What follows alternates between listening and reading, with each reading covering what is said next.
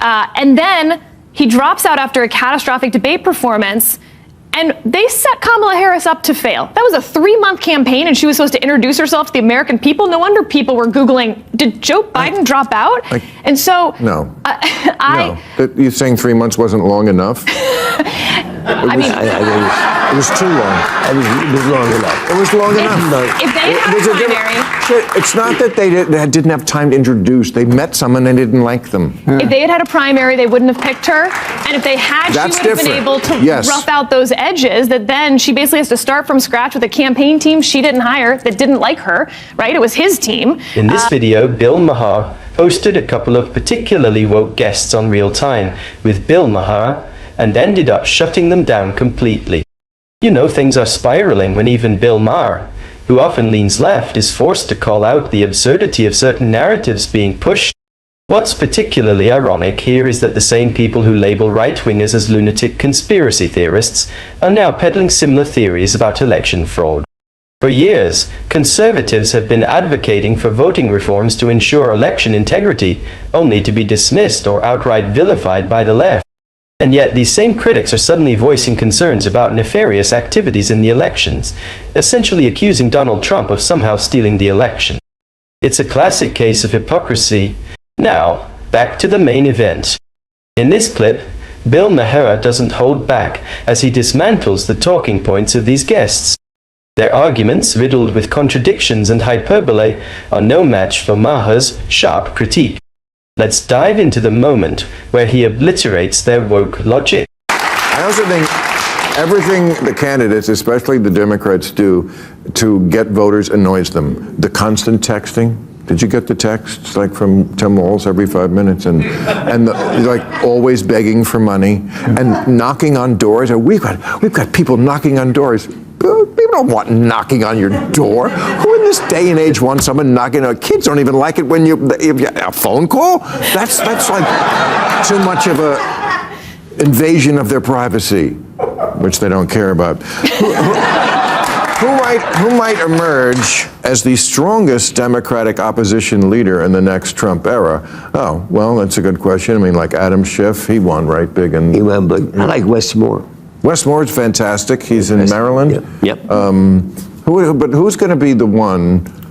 Gavin Newsom we have here in this state. He's already like called the legislature to. I mean, Trump hasn't done anything yet, but I understand the.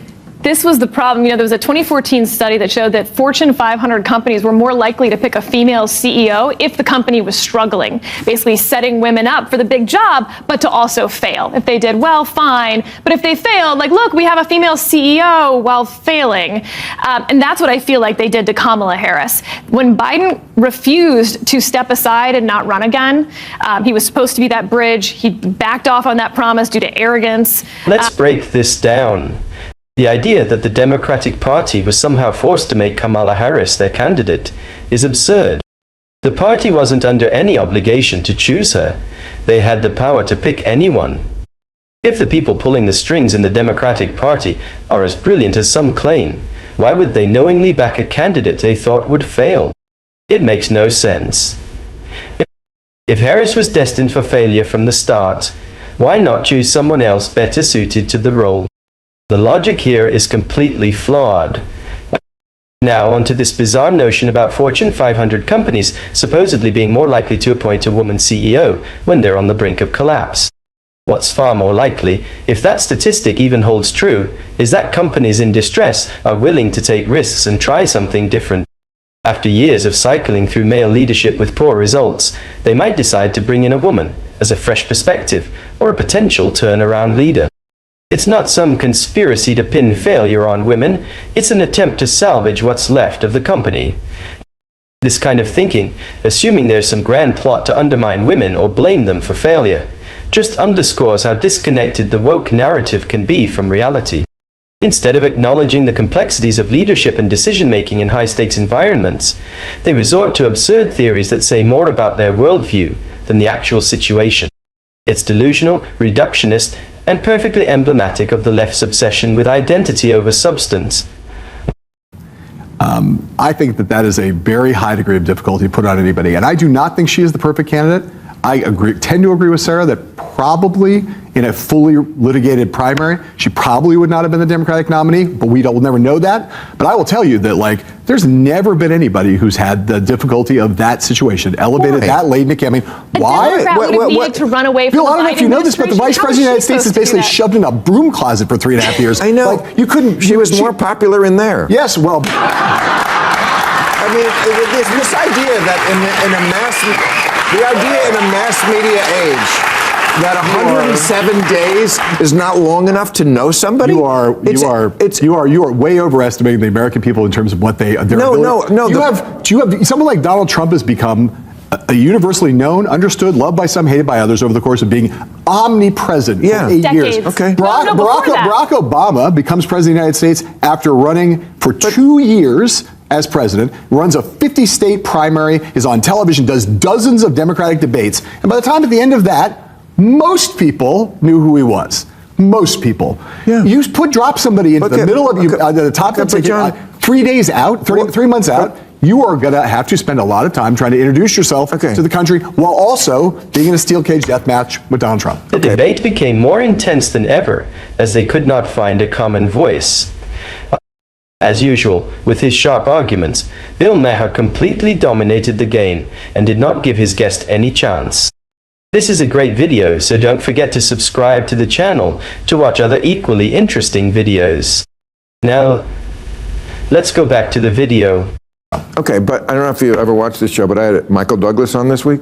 Yeah. At the top,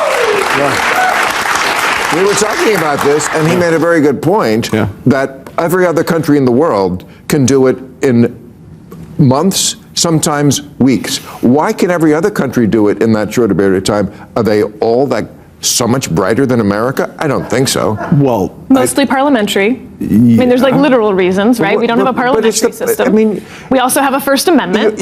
We don't make people campaign this whole time. The American people want to give them $20, and so they can afford it. I mean, small dollar donors are arguably the worst thing that's happened to our politics, as it turned out. It's a small dollar donor didn't make $20 billion. No. A lot of it. Some of it, yeah. And they represent about 2% of our country.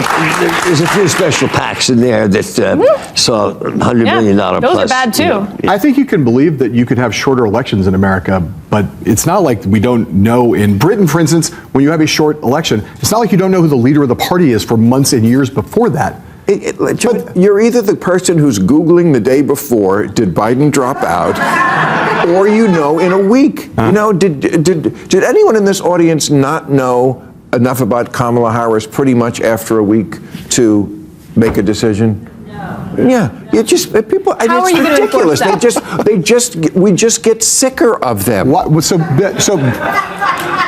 to tell people they can't talk about politics? What? How with free speech that I know you love? Yeah. How are you going to limit people's ability to run for office? I'm not limiting. We're not making a law. Bill Maher was absolutely on point in this episode of Real Time. I don't always agree with him, but he really nailed it here. His take on fixing American politics is spot on. Get rid of lobbyists, cut off third-party donations, and ensure politicians are only earning their government salaries. No outside money, no backdoor deals, just a straightforward system. It sounds simple, right? But let's be real. Even if this dream scenario happened, you'd still have corruption creeping in through under-the-table deals. That's just the unfortunate reality of politics. What really stood out in this episode, though, was how Maher completely dismantled the arguments of the two woke guests on his left. I don't even know who they were, but their takes were so ridiculous it was hard to take them seriously. Maher wasn't having any of it, and he shut them down with precision. Let me know what you think in the comments about this clash on Real Time. Was Maher right to call them out? And do you think there's any hope for fixing American politics with the current system in place? Let's discuss. Thanks for watching. It's the views it's NSC, the farce.